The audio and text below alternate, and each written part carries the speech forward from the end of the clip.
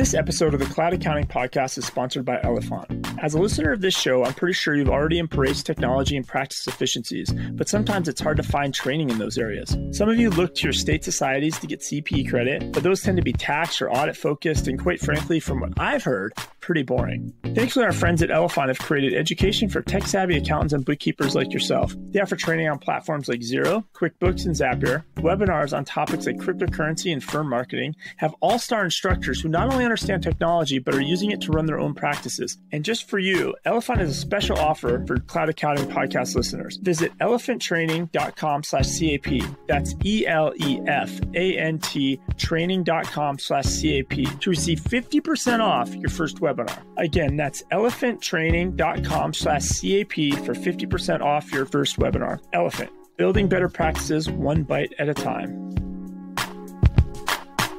Welcome to the Cloud Accounting Podcast. I'm Blake Oliver. And I'm David Leary. And we are back from QuickBooks Connect here at home, right, David? Finally back in the closet. Yes. The sound. It sounds so nice in there. Are you recovered yet? I mean, QuickBooks Connect's a lot to take in.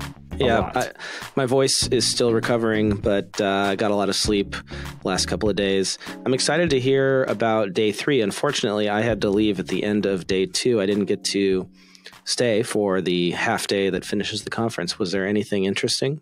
So day 3, I think it's kind of a half day, right? It's really for the accountants only. Day 3, there's still sessions, and a lot of them sometimes are repeating sessions, because if you went to a session on Monday, but it conflicted with a different session you wanted to go on Monday, it was kind of repeated on Wednesday. So it was really a way for accountants to maximize the sessions they attend. And then that day is always the inspirational day at the end. I think there was just one speaker. It was Alex Benayan. He recently authored a book called The Third Door.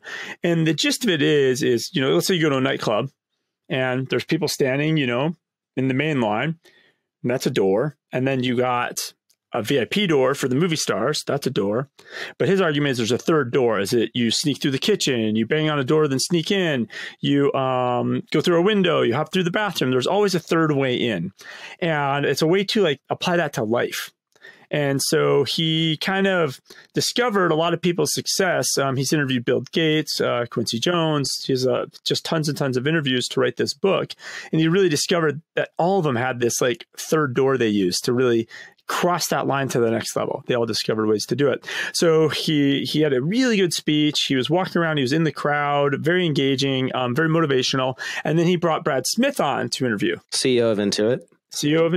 And then after that, they transitioned to introducing Sasan Goodarzi up on stage, because Sasan is now in that transition from Brad Smith to Sasan. Sasan's going to be the new CEO of Intuit starting, I want to say January 1st. Or January 31st. It's, in January of 2019.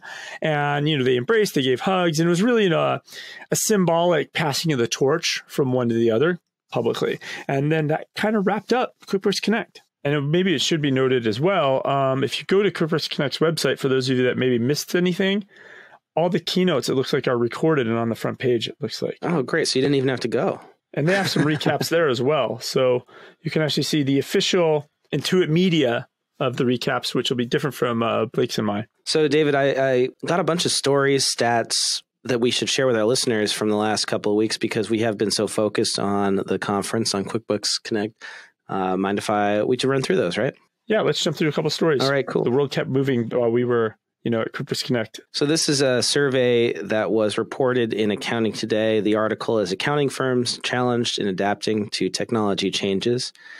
And the lead is that only 25% of accounting firms feel extremely confident about their ability to keep pace in the current environment of technology changes, according to a report by Wolters Kluwer Tax and Accounting at its CCH Connections user conference in Miami Beach. And is there any size of these firms that were in the survey, or is it just kind of general? I'm not sure exactly who was surveyed. I think it's a pretty broad survey. The top 5 concerns of the firms that it polled were: number 1, keeping up with technological change; 2, growing the business; 3, meeting client expectations; 4, data security; and 5, completing work accurately on time. And 43% of the firms polled felt that the pace of technological change might be moving too fast. It was a bit more at small firms than at midsize and larger firms. Yeah, but even bigger than that, and then half of everybody thought it was moving at just about the right pace. Right. So I mean, the vast majority are like, it's going just about the right pace or it's going too fast. But there was a couple of exceptions. I think 1% of the firms said it's going too slow because in comparison to what the client's needs are. Yeah, those are the super early adopters right there. And then about 8% said that tech change is moving way too fast for their firms to keep up with client needs. Makes sense. But everybody's facing a challenge. And it ties in to, I think, the challenge that many accounting firms are facing, which is they're having trouble finding the right mix of skills when they're hiring. And this is another stat from another survey in Accounting Today. The article is Accountants in Small and Mid-Sized Practices Embracing More Technology but Feeling Pressures. And this article is based on a 2018 IFAC Global SMP survey, which had over 6,000 responses from small and mid-sized practices in 150 countries. So this is a global survey. And the stat I want to call out here is that a 54% majority of the respondents said they have difficulty attracting next generation talent, with 66% saying that the number one reason is the lack of candidates with the right mix of skills. And I think probably what they mean by right mix of skills is both the technology skills and the soft skills that everybody really wants these days. So technology just doesn't mean Excel anymore. You just can't be like, not just Excel. I got Excel. Excel's important, but Excel. yeah, not just Excel. You've got to really understand information systems, right? How to move data around. So what's interesting about these, I feel like both these articles can contradict an article we had a couple of weeks ago that was about in the UK and making tax digital.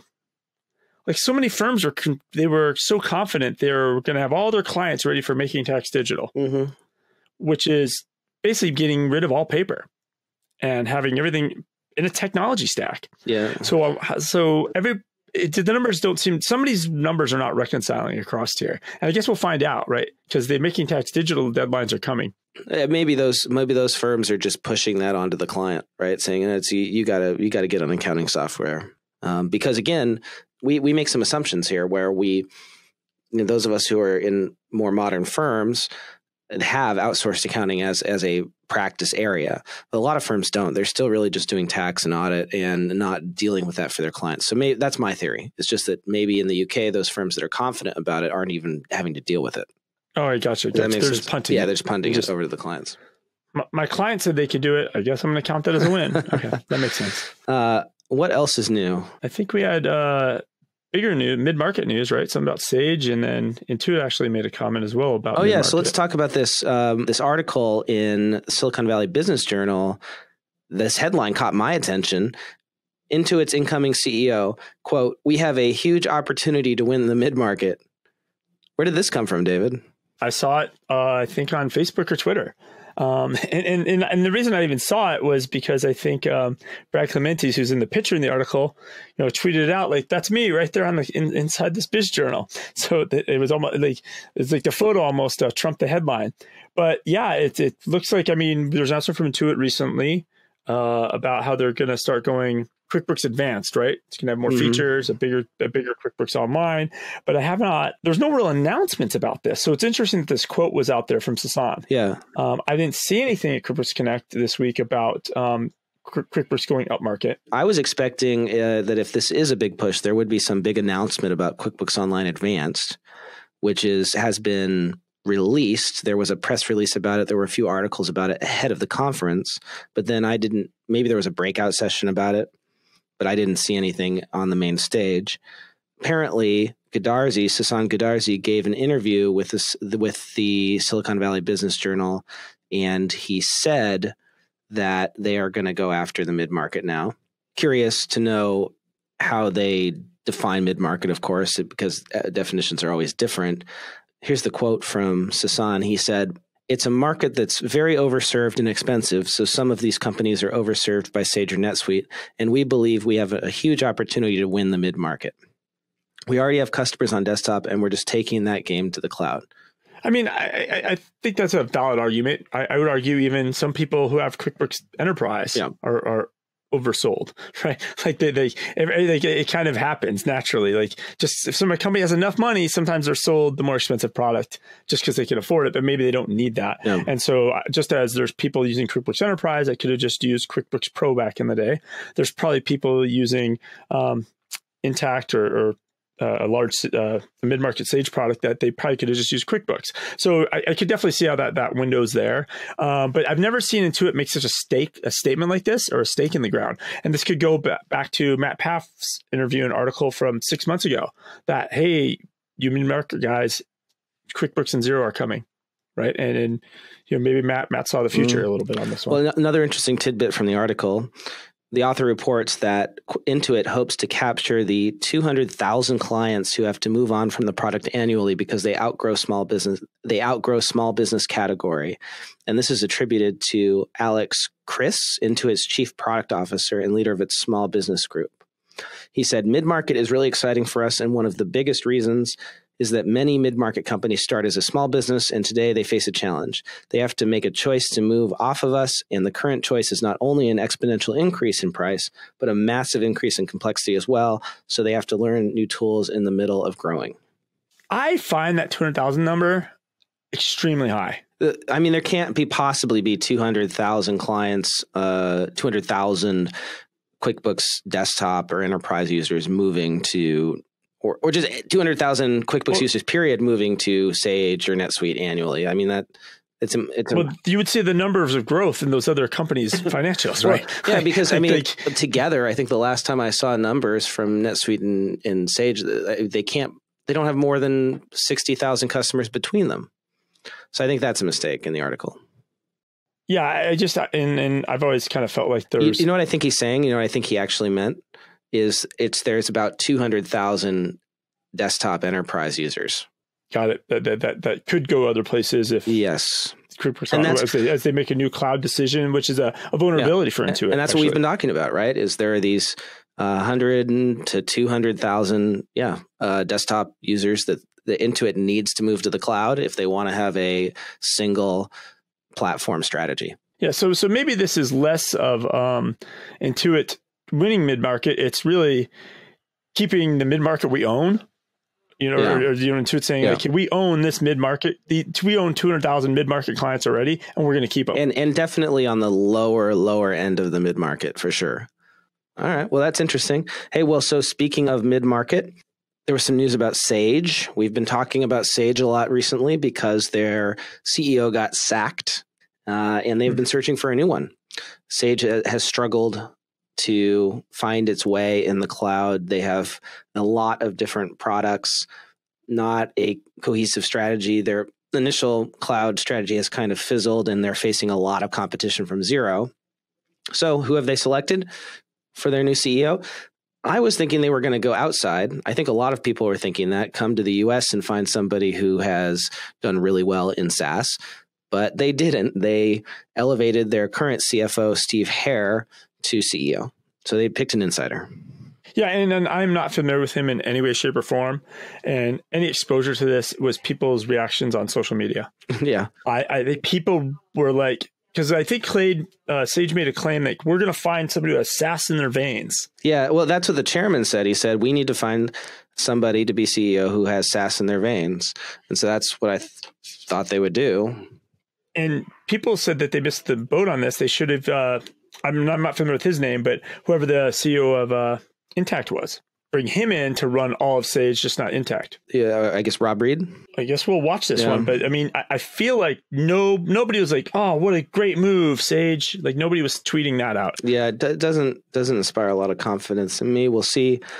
Steve Hare joined Sage in January of 2014 after serving as an operating partner at a private equity firm called Apex Partners. And he has also been the CFO of several UK public companies, including Invensys, Spectris, and Marconi. I don't know any of those names. Do you? No, not any of them at all. Oh, and he's going to combine the roles of CEO and CFO until replacement finance chief is hired. That makes sense. So he's going to so he's going to do double duty as well. He said the right sentence. We will succeed in our journey to becoming a great SaaS business. There you go. So it's the right speak, but I based on who they said they were looking for and your thoughts about them getting external or using somebody they already have that has built a successful SaaS business, it kind of explains why the way Twitter reacted and social media reacted to this article. Well, David, we got so much more we could talk about, but maybe we should just save it for next week. What is it next week? Well, holiday's Monday, right? So people are taking off work. So hopefully the news will slow down just enough so you and I can catch up. So that way, I feel like I have 500 articles I haven't plowed through yet. There could be a diamond here. It's good because when we started doing this, we were worried kind of that we wouldn't have enough to talk about for a weekly show, but not a problem. I think one thing we should do though is before we forget. So a lot of you met us for the first time at QuickBooks Connect. A lot of you discovered the Cloud Accounting Podcast. When you're at QuickBooks Connect, this might be the first episode you're listening to. So welcome our new listeners. If you have any articles or ideas or something we should be talking about, like, hey, I saw this article in the Wall Street Journal, you guys should discuss it on the Cloud Accounting Podcast. You can get that to us through Twitter. So Blake, what's the easiest way to get it to you? I am at Blake T. Oliver. And you, David?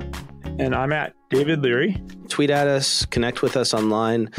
If you happen to be at the AICPA Controllers Conference next week, I will be there from the 14th of November through the 16th. I'm going to be presenting on the top 5 technology trends that controllers and CFOs need to know. Awesome. On that note, have fun in Vegas, and we'll chat on Friday. Talk to you later.